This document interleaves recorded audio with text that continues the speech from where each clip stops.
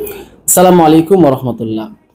যে দল অবৈধ সেই দলের প্রার্থী হয়ে যদি সে বর্তমানে মেয়র হতে পারে এবং মেয়র হওয়ার আবেদন করতে পারে, তাহলে আমি মনে করি হিরো আলমকেও কিন্তু এমপির সে যে প্রার্থী হয়েছিল সেই প্রার্থী হিসাবে তাকে কিন্তু সেই সম্মানে সম্মানিত করা উচিত।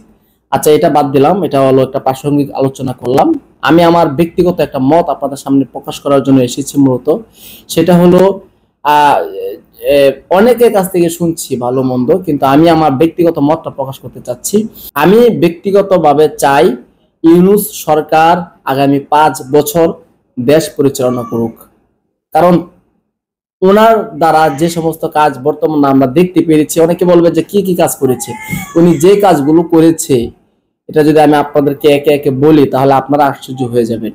হয়তো আপনারা একটু যদি যাচাই বাছাই করেন তাহলে পেয়ে যাবেন। এবার একটা বিষয় হলো, উনি যে কাজগুলা করবেন, উনি তো একটা প্ল্যান করছেন এবং প্ল্যান অনুযায়ী তো কাজটা করতে হবে। এখন সবাই যদি গলা চেপে এভাবে ধরে তাহলে তো সে কাজগুলো করতে পারছে না। আর এই গুলোই বর্তমানে হচ্ছে ওনার সাথে। আমরা সবাই, সমস্ত রাজনৈতিক দলগুলো এভাবে চেপে ধরে আছে, বিভিন্ন সমস্যাগুলো এভাবে ওনাকে চেপে ধরে আছে, যার কারণে উনি কাজগুলো করতে পারছে না সঠিকভাবে। আর উনি তো একজন আন্তর্জাতিক মানের প্লেয়ার, এটা তো আপনারা সবাই জানেন। সেই হিসাবে উনি যদি 5টা বছর আমাদের দেশকে সার্ভিস দিতে পারে, দেশের মানুষের পাশে থেকে কাজ করতে পারে, দেশের জন্য কাজ করতে পারে, তাহলে আমি মনে করি দেশ অনেক উপরে নিয়ে যেতে পারবে।